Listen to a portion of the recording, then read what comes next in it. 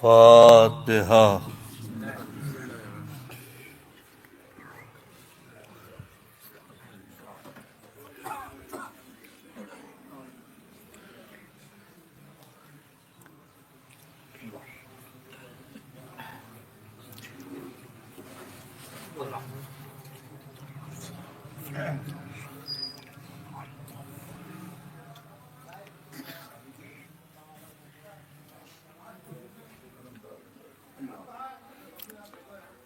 لا حول ولا قوة إلا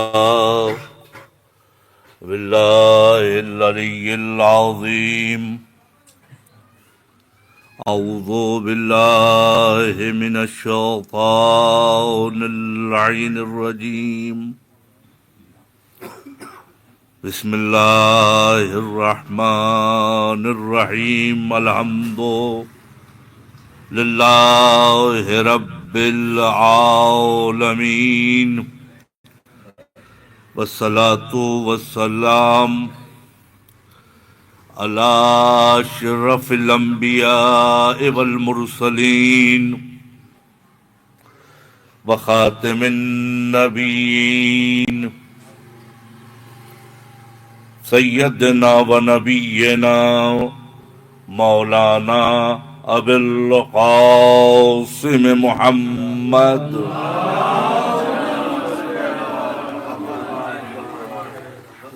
وآلہ الطیبین الطاہرین المعصومین المظلومین المنتجبین المنتخبین، ولعنت اللہ علی اعدائہم اجمعین۔ اما بعد، فقد قال المنادی این الرجبیون۔ صلوات پڑھ محمد۔ عزیزان گرامی، کئی مناسبتیں اور ان تمام مناسبتوں کو آپ کے سامنے اس موسم کا خیال رکھتے ہوئے مختصر جملات کے ذریعے سے اپنے پیغام کو آپ تک پہنچانا ہے۔ سب سے پہلے تو اس طریقے سے جمع ہونا کہ ہر اتوار کو، ہر ہفتے ایک ایسے مقام پر بیٹھ کر کے ذکر پروردگار کرنا، اور ایسی جگہ پر کہ جہاں آنے کے بعد موت یاد آتی ہو تو خود ذکر موت بھی عبادت ہے۔ تو اب ایسی جگہ کو آباد کرنا، ایسی بزم بنانا، اور پھر جب یہ ہفتہ وار مجلسیں ہوتی ہیں تو اس کا انداز بھی کچھ نرالا ہونا چاہیے۔ مثال کے طور پر مومنین اکٹھا ہوتے ہیں، مجلسیں ہم پڑھتے ہیں، آپ سنتے ہیں، آپ پڑھتے ہیں، لوگ سنتے ہیں، مومنین سنتے ہیں، لیکن اس قسم کی جہاں پر بزم سجتی ہو وہاں پر مناسبتوں کا خیال رکھنا ضروری ہے۔ اسی عنوان سے ہمارے سامنے دو تین مناسبتیں جو ہم کو نظر میں آ رہی ہیں۔ سب سے پہلی مناسبت کہ پروردگار نے ہم کو ماہ رجب میں یہ توفیق دی کہ فرش ادا پر ہم بیٹھیں۔ پہلی مناسبت ماہ رجب کی مناسبت۔ دوسری مناسبت اس دن جو ہم بیٹھے ہیں اس سے ایک دن پہلے 10ویں امام کی شہادت کی تاریخ تھی، اور ایک دن کے بعد اسی امام کی ولادت کی تاریخ ہے۔ یہ فضیلت کے عنوان سے۔ اور تیسری مناسبت، جس مرحوم کے ایصال ثواب کے لیے یہ مجلس عزا منعقد کی گئی ہے، جس کے ذریعے سے یہ میسج اور یہ پیغام ہم تک پہنچنا ہے۔ رجب اللہ کے مہینوں میں سے ایک اہم ترین مہینے کا نام ہے۔ صرف مہینے کا نام نہیں ہے، بلکہ پروردگار نے جنت میں نہریں قائم کی ہے۔ پروردگار نے جنت میں نہریں قائم کی ہے۔ نہروں کا کام کیا ہے؟ نہروں کا کام یہ ہے لوگوں کو سیراب کرنا، تشنا کو پانی پلانا، تشنا کو پانی پلانا، لوگوں کو سیراب کرنا۔ تو جب جنت میں نہر بنائی گئی ہے تو وہ تشنے کو، پیاسے کو سیراب کرنے کے لیے ہے۔ رجب بھی اللہ کے جنت میں بنائی ہوئی نہروں میں سے ایک نہر کا نام ہے۔ تو جب وہاں نہر بنائی گئی ہے تشنوں کی پیاس کو بجھانے کے لیے، تو پروردگار نے کہا تو نہ صحیح میں تمہیں دنیا میں ہی جنت عطا کیے دیتا ہوں۔ یہ رجب کا مہینہ تمہارے لیے تمہاری جنت کا مہینہ ہے، تمہارے لیے تمہاری جنت کا مہینہ ہے۔ اس مہینے میں عبادت کر کے، کیسے عبادت کر کے؟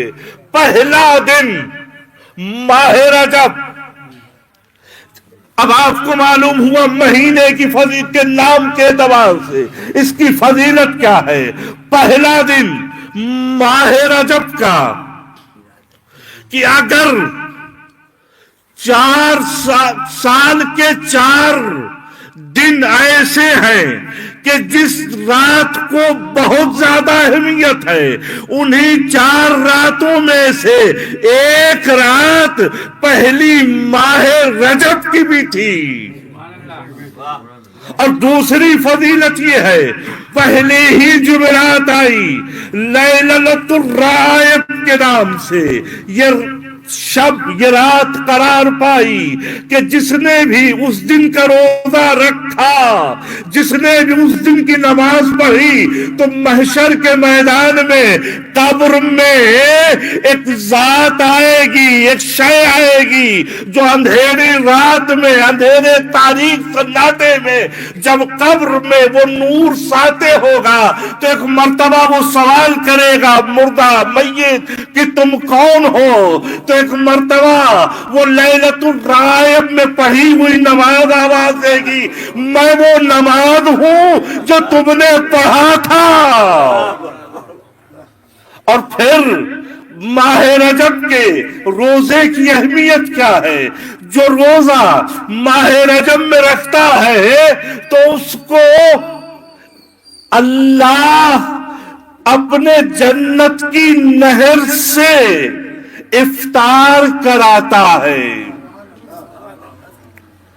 اور پھر ایک آسان ورد اس ماہ رجب میں، آسان ورد، مومنین ہیں، متدینین ہیں، نماز شب پڑھنے والے ہیں، نماز جماعت میں شرکت کرنے والے ہیں، مسجدوں کو آباد کرنے والے ہیں، آپ سب جتنے بزرگ مومنین متدینین، ساری فضیلتوں کے حامل،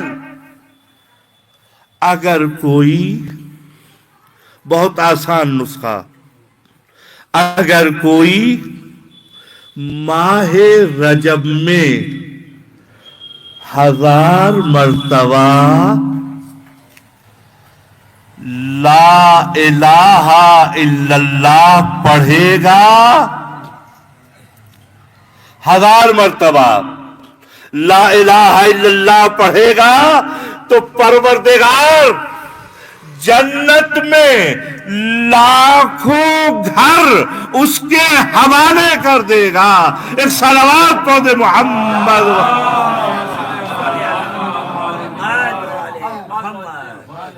یہ وہ الفاظ تھے کہ جو روایات اور احادیث کی روشنی میں چند جملے ماہ رجب کے لیے، اور اس میں جو سب سے اہم دن ہے، جو سب سے اہم دن ہے، وہ دن ہے 27 رجب کا۔ ہو سکتا ہے سوال آئے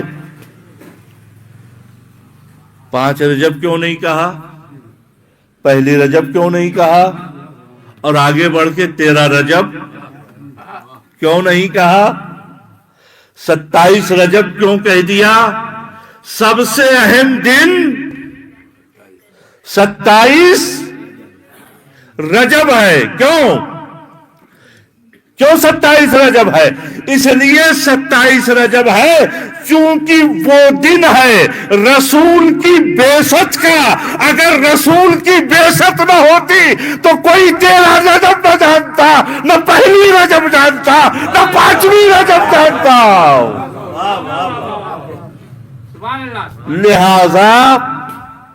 لہذا جو بات کہنا چاہتا تھا، واجب روزوں کے بعد، واجب روزوں کے بعد سب سے اہم دن اور ثواب والا دن روزہ رکھنے کے لیے کون سا دن ہے؟ 27 رجب۔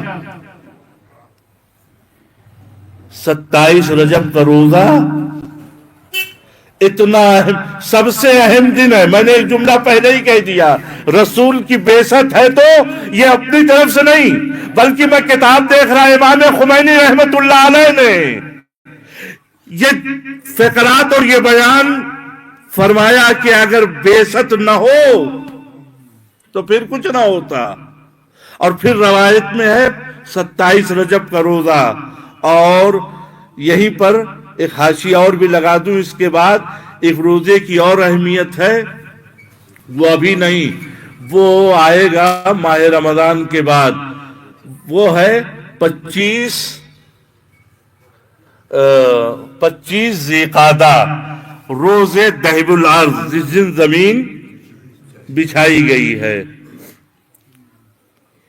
تو عزیزان گرامی، یہ روزے کی فضیلت تھی اور اس ماہ رجب کی فضیلت تھی۔ اور ماہ رجب کے لیے ابتدائے اسلام میں لوگ اس انتظار میں رہتے تھے، اس انتظار میں رہتے تھے کہ رجب کا مہینہ آئے تو ہم اپنا کوئی نیا کام شروع کریں۔ یہ ہے ماہ رجب کی فضیلت، اور اس مہینے کی ابتدا ہوتی ہے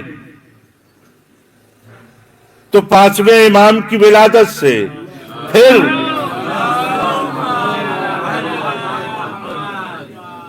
تیسری کو ولادت، تیسری کو شہادت، 5ویں کو ولادت، 10ویں کو ولادت، 13 کو ولادت، اور پھر نظر و نیاز کا زمانہ۔ غور کریں جانے گرامی، پھر اہم ترین ایک شہادت 25 کو، امام موسی کاظم کی شہادت، اور پھر 27 رجب کو یہ بعثت، اور پھر 28 رجب کو کربلا کا مدینے سے سفر۔ یہ پورا مہینہ، اور بھی اس میں مناسبتیں ہیں، فتح خیبر ہے، جناب ابو طالب کی وفات ہے۔ تو عزیزان گرامی، اس مہینے کی بہت زیادہ عظمت ہے، صرف ہمارے ہاں نہیں، شیعوں کے ہاں نہیں، برادران اہل سنت کے ہاں بھی ماہ رجب کی اتنی اہمیت ہے، شیعہ سنی سب میں، کہ اس مہینے میں پروردگار نے احترام کے خاطر جنگ و جدال کو حرام قرار دیا ہے۔ اس کا مطلب یہ ہے کچھ مہینوں میں جنگ کرنا حرام ہے، تو کم از کم اگر ہم سال بھر اپنے گھروں میں جنگ و جدال کرتے ہیں تو یہ 4 مہینہ تو پرہیز کرنا چاہیے۔ ایک صلوات پڑھ دے محمد۔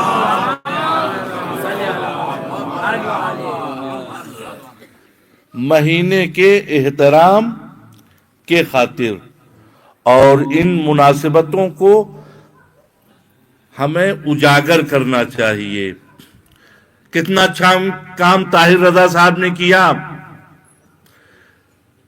کہ اس جگہ کو آباد کرنے میں مومنین اکٹھا ہوئے، کچھ لوگوں نے قدم آگے بڑھایا، یہ ثواب نسلوں تک پہنچے گا اس کے ذریعے سے۔ تو عزیزان گرامی، ماہ عبادت ہے، ماہ بندگی ہے، تو اب جو مناسبتیں انہی مناسبتوں میں بین المناسبتین، یعنی کل شہادت اور کل ولادت، بس اس امام کے لیے ایک فقرہ کہوں گا اور بات کو آگے بڑھا دوں گا۔ میں نے کہا نا مختصر الفاظ میں مختصر چند باتیں بیان کرنا ہے۔ ہمارے اور آپ کے 10ویں امام حضرت امام علی نقی علیہ السلام، جن کا لقب ہادی ہے، اہم ترین لقب ہادی ہے، پیدا ہوئے مدینہ منورہ میں، شہید ہوئے سامرہ میں، اور آج بھی وہیں آپ کا روضہ ہے۔ متوکل جیسے حاکم کے زمانے میں آپ نے زندگی گزاری ہے۔ متوکل حاکم عباسی کا ایسا حاکم تھا جس نے آل محمد کے چاہنے والوں کو دیواروں میں چنوا چنوا کے مارا ہے، ان کے خون کا گارا بنوایا ہے۔ ایسا سفاک اور خطرناک انسان متوکل تھا۔ اسی کے زمانے میں امام کا ایک چاہنے والے، امام کیسے اپنے چاہنے والوں کی مدد کرتے ہیں، امام اپنے چاہنے والوں کی کیسے نصرت کرتے ہیں۔ ایک شخص امام سے ملنے کے لیے آیا، امام مدینے میں نہیں تھے، لوگوں سے پوچھا امام کہاں ہے؟ کہا امام سفر پہ گئے ہیں، کہیں باہر گئے ہوئے ہیں۔ اس نے کہا ہم کو تو امام سے ملنا ہے۔ اب وہ امام سے ملنے کے لیے چل پڑا، اپنی تکلیفوں کو لے کر کے آیا تھا۔ جاتے جاتے ایک جگہ پر امام سے ملاقات ہوئی۔ امام سے ملاقات ہونے کے بعد وہ شخص کہتا ہے کہ آقا میرے پاس پیسے نہیں ہیں، میرے پاس پیسے نہیں ہیں، میں پریشان حال ہوں، میری مدد کر دیجیے۔ امام نے کہا دیکھو، امام فرما رہے ہیں اب میں سفر میں ہوں، جتنا تم چاہتے ہو اتنا پیسہ میرے پاس اس وقت یہاں نہیں ہے، لیکن ایک کام کرتا ہوں، تم ایک کاغذ لے کر کے آؤ۔ وہ کاغذ لے کر کے آیا، امام نے لکھنا شروع کیا کہ میرے اوپر اس شخص کا قرضہ ہے۔ جیسے ہی اس نے دیکھا کہا مولا میں تو آپ سے مدد مانگنے آیا تھا، میں تو آپ سے مدد مانگنے آیا تھا، آپ یہ لکھ رہے ہیں کہ میرے اوپر اس شخص کا قرضہ ہے، آپ مقروض ہیں۔ مولا یہ نہیں، مولا یہ نہیں، میں تو آپ سے بس مدد مانگنے آیا تھا، یہ جملہ نہ لکھی۔ مولا نے کہا نہیں، لکھنے دو، میں تمہارا مقروض ہوں۔ امام نے یہ جملہ لکھ دیا، کہا تم جب میں اپنے مقام پر ہوں گا وہاں آ کے مجھ سے پیسے کا تم اپنے مطالبہ کر لینا، وہاں تمہیں پیسہ دوں گا، اور یہ پرچہ لے کر کے آنا۔ کچھ دنوں کے بعد وہ امام کی خدمت میں گیا تو امام قید میں اسیر۔ متوکل کے کارندوں نے امام کو، اس شخص کو روک لیا۔ اس نے کہا میں اس امام سے اپنا قرضہ مانگنے آیا ہوں، اپنا پیسہ مانگنے آیا ہوں، ملاقات نہیں کرنے دوں گا، ممکن نہیں ہے۔ کہا نہیں، میں پیسہ تو اپنا لے کے جاؤں گا ان سے۔ یہ بات متوکل تک پہنچی کہ کوئی شخص آیا ہے کہ جو 10ویں امام سے ان کے پیسے کا مطالبہ کر رہا ہے۔ پھر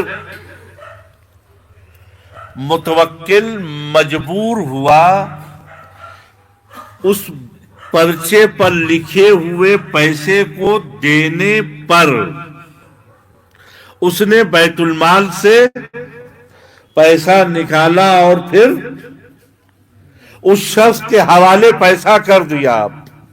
کچھ دنوں کے بعد پھر جب امام سے ملاقات ہوئی تو پوچھا امام آپ نے ایسا کیوں کیا تھا؟ کہ میں چاہتا ہوں کہ غاصبوں کے ہاتھوں سے پیسہ نکلے اور میرے چاہنے والوں کی مدد ہو۔ تو امام نے ہم کو یہ درس دیا ہے کہ دیکھو ہم اپنے چاہنے والوں کو فراموش نہیں کر سکتے ہیں، ظالموں کے ہاتھ سے بھی کبھی کبھی ہم ان کی مدد کروایا کرتے ہیں۔ ایک صلوات پڑھ دے محمد۔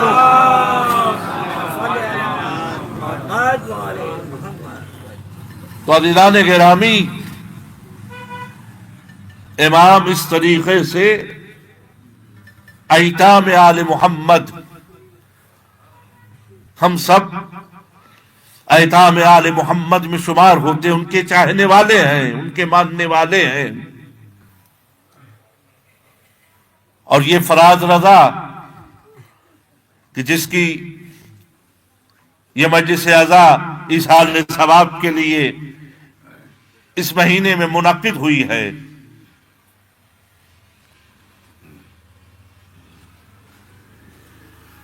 کچھ جوانوں میں اور خصوصاً جوانوں میں بندگی کا شوق ہوتا ہے، عبادت کا شوق ہوتا ہے، اور پھر حدیث میں ہے کہ جوان آسانی سے باتوں کو قبول کر لیتے ہیں۔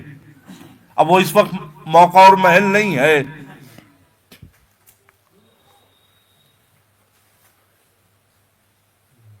کچھ جوان ایسے ہوتے ہیں کہ جن کی عبادت کا امتیاز، جن کی بندگی کا امتیاز دوسروں سے نرالا ہوتا ہے۔ تاریخ اسلام میں عامر ابن عبد القیس نام کا ایک شخص تھا جو جنگ صفین میں مولا کائنات علی ابن ابی طالب علیہ السلام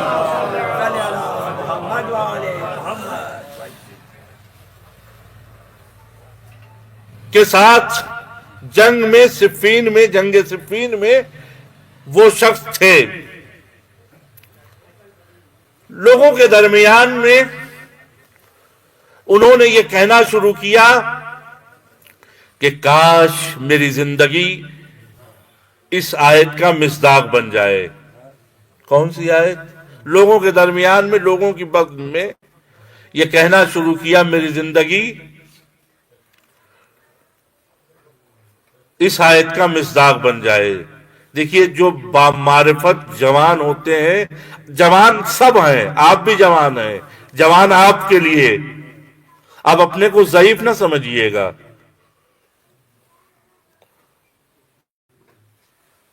کون سی آیت؟ یہاں اس محلے میں، اس گلی میں، اس کوچے میں اس نے کہا انما یتقبل اللہ من المتقین، اللہ صرف متقین کے اعمال کو قبول کرے گا۔ کہا میں متقی بن جاؤں، پرہیزگار بن جاؤں، دکھاوا کرنے والا نہیں کہ انہوں نے تو ماشاءاللہ اتنا خرچہ کیا ہے 40ویں میں، تو میرے ہاں ان سے کم نہیں ہونا چاہیے۔ اور ذرا انہیں سے کہہ دیجئے اس کسی بیوہ کی مدد کرنا ہے، کسی کی کفالت کرنا ہے۔ اور عزیزان گرامی، بات ایک جملہ روک کے کہوں گا، ہمارے سماج و سوسائٹی میں ہم نمازی ہیں، ہم روزے دار ہیں، ہم خمس نکالنے والے ہیں، ہم مجلس حسین کرنے والے ہیں، سارے کمالات ہم میں موجود ہیں۔ ہم کو کم از کم اپنی زندگی میں ایک کسی نہ کسی غریب بیوہ کی کفالت بھی کرنا چاہیے، تاکہ اس ثواب سے بھی ہم محروم نہ رہ جائیں۔ تو وہ شخص جوان کہنے لگا، عامر ابن عبد القیس، کہ میری زندگی اس آیت کا مصداق بن جائے، انما یتقبل اللہ من المتقین۔ دن بھر یہ لوگوں کے درمیان اس طریقے سے گفتگو کرتا تھا، رات میں بندگی پروردگار کرتا تھا، عبادت کرتا تھا۔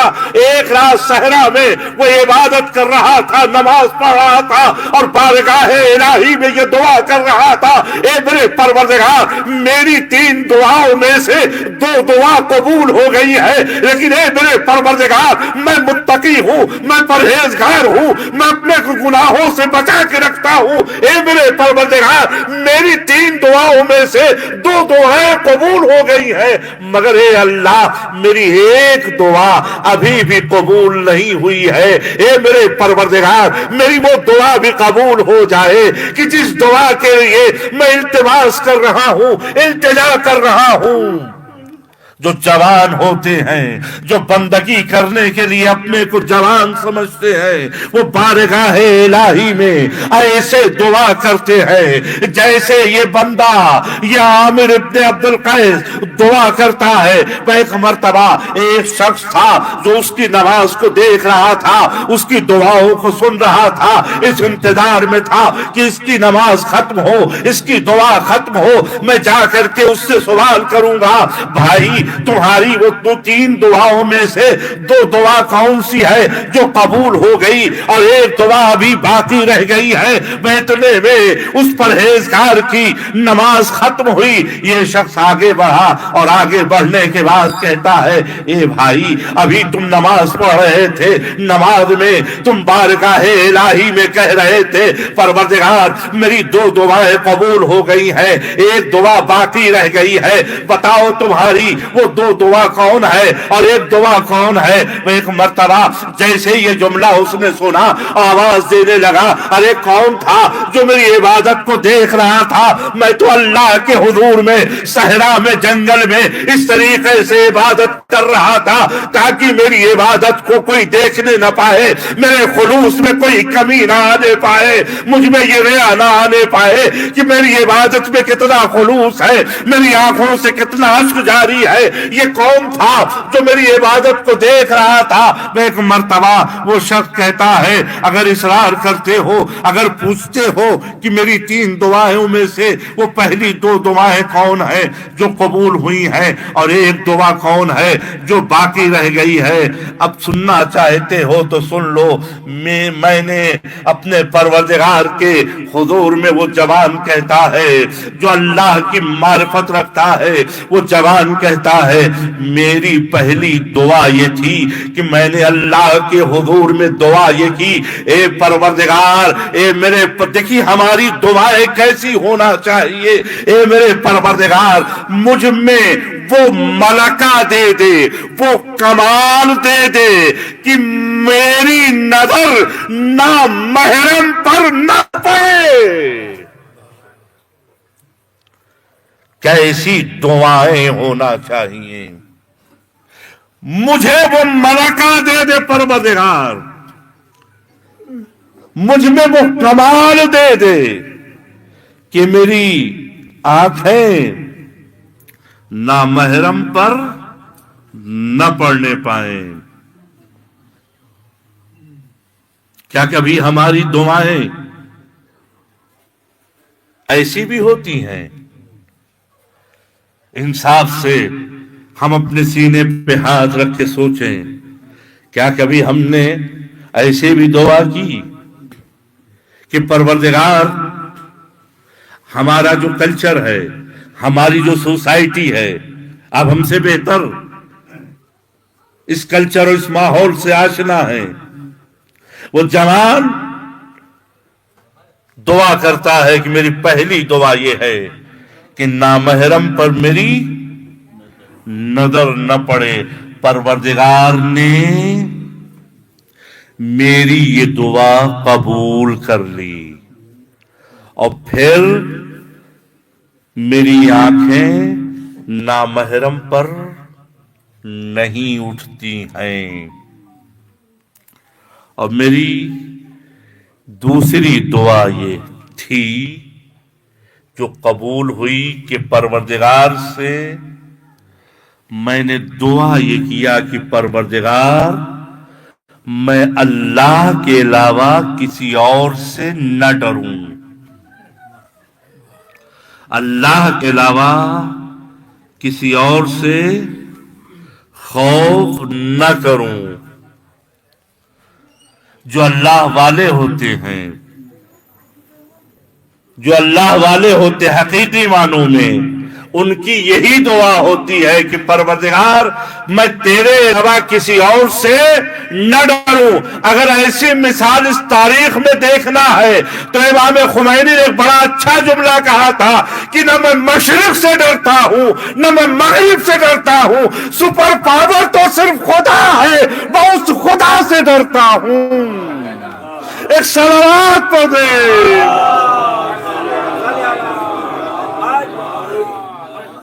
اب میری یہ دو دعائیں قبول ہو گئیں، میں اب کسی سے نہیں ڈرتا ہوں، اللہ کے علاوہ میں کسی سے خوف نہیں کھاتا ہوں، نہ دنیا کی طاقتوں سے نہ باطل طاقتوں سے۔ جب انسان حق پہ ہوتا ہے تو گھبراتا نہیں ہے، ڈرتا نہیں ہے، اور ڈرنا بھی نہیں چاہیے۔ اللہ سے متقین کا کمال یہ ہے، اللہ والوں کا کمال یہ ہے کہ دنیا کی طاقتوں سے وہ ڈرتے نہیں ہیں، دنیا کی طاقتوں سے گھبراتے نہیں ہیں۔ دو دعائیں قبول ہو گئیں، اور تیسری دعا دیکھ کیسی دعا کرنی چاہیے کہ تیسری دعا جس کے لیے میں اتنا گڑگڑا رہا ہوں، اتنا رو رہا ہوں، وہ دعا میری ابھی تک قبول نہیں ہوئی ہے۔ میں پروردگار سے دعا یہ کر رہا ہوں کہ پروردگار میری نیند کو کم کر دے تاکہ میں تیری بندگی کر سکوں۔ اللہ اکبر۔ ہمیں جتنا زیادہ سونے کو ملے اور اتنا نماز شب تو دور کی بات ہے، نماز صبح بھی دعا کرنی چاہیے۔ ماہ رجب ہے نا، ماہ استغفار ہے، ماہ توبہ ہے۔ فراد رضا کے لیے بہترین ایصال ثواب۔ طاہر رضا صاحب اس طریقے کے بیان سے اگر دو تین آدمیوں کو یہ باتیں سمجھ میں آ جائیں تو ان مرحومین کے لیے بہترین ایصال ثواب ہوا کرتا ہے۔ مگر ہمارا نفس چاہتا ہے تنویر صاحب ایسی مجلس پڑھائیں کہ سارا مجمع کے واہ واہ کیا کہنا، نعرہ حیدری اور نعرے، اور پھر جا کے گئے کیا بہترین مجلس پر کیا پڑھا۔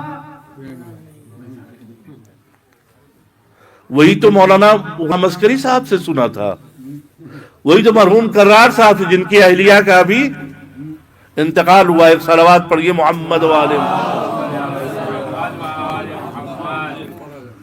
ابھی جب سورہ فاتحہ پڑھواؤں گا تو اس خطیب کی اہلیہ کے لیے بھی جس نے اتنی خدمت دین کی ہے، اور وہ خود اپنا ایک چیپٹر ہے کس طریقے سے ان لوگوں نے دین کی تبلیغ کی تھی. تو عزیزان گرامی،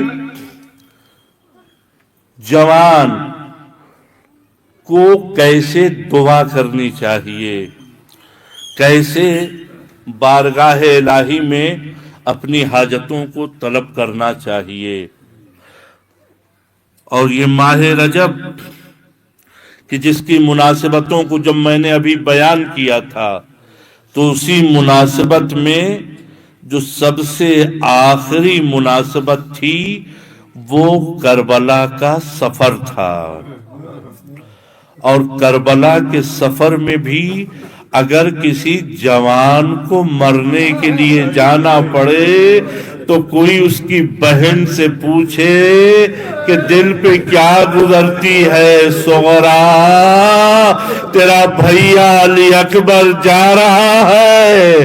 تو ایک مرتبہ علی اکبر نے جب سغرا کو دیکھا، سغرا نے علی اکبر کو دیکھا تو آپس میں جو گفتگو ہوئی، پہلا میں تمہیں لینے آؤں گا ضرور. وقت گزر گیا، سغرا انتظار کرتی رہی، اور جب وہ خط تحریر کیا تھا تو اس خط میں یہ جملہ لکھا تھا، اے بھیا علی اکبر، ارے وعدہ کر کے گئے تھے، یہ بہن انتظار کر رہی ہے.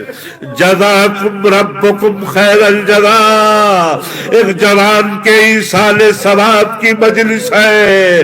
لو عزیزو، غم کے مداوا کے لیے اگر علی اکبر کا غم نہ ہوتا تو بوڑھے باپ کے لیے جوان بیٹے کا غم برداشت کرنا، اور وہ بھی ہر جوان بیٹا. عزیزان گرامی، کربلا میں حسین علی اکبر کو رخصت کر رہے ہیں تو کیسے رخصت کرے؟ آواز دیے، بیٹا جا رہے ہو تو جاؤ. علی اکبر آگے بڑھے. ایک مرتبہ جیسے ہی علی اکبر آگے بڑھے، بوڑھا باپ لڑکھڑاتا ہوا علی اکبر کے پیچھے پیچھے. اب جو علی اکبر نے پیچھے مڑ کے دیکھا تو کیا دیکھا؟ ارے بوڑھا باپ ڈگمگاتا ہوا. علی اکبر واپس پلٹے، آواز دی، بابا ارے آپ نے تو رخصت کر دیا تھا، یہ آنے کا سبب کیا ہے؟ حسین نے آواز دی، اے بیٹا علی اکبر، اگر تو صاحب اولاد ہوتے تو تمہیں معلوم ہوتا باپ کے دل میں بیٹے کی کیسی محبت. جزاکم ربکم خیر الجزا. ایک مرتبہ حسین نے علی اکبر کو رخصت کیا. علی اکبر مقتل میں آئے، کرے کب تک جنگ کرتے؟ آواز دی، اے بابا میرا آخری سلام. بوڑھا باپ مقتل کی طرف بڑھا، آواز دیتا جا رہا ہے، یا علی، یا علی. نجف کے علی کو پکارا، مدد کے لیے بیٹا کو پکارا، اے بیٹا کہاں ہو؟ آواز دو. حسین علی اکبر کے سرانے پہنچے. کیا دیکھا؟ جوان بیٹا ہے، ایریا لگا رہا ہے. پوچھا بیٹا خیریت تو ہے؟ کہ بابا سینے میں نیزے کا پلٹر آیا ہے. حسین نے ہستی الٹی، رجب کا روک کیا، اے بابا مدد کو آؤ.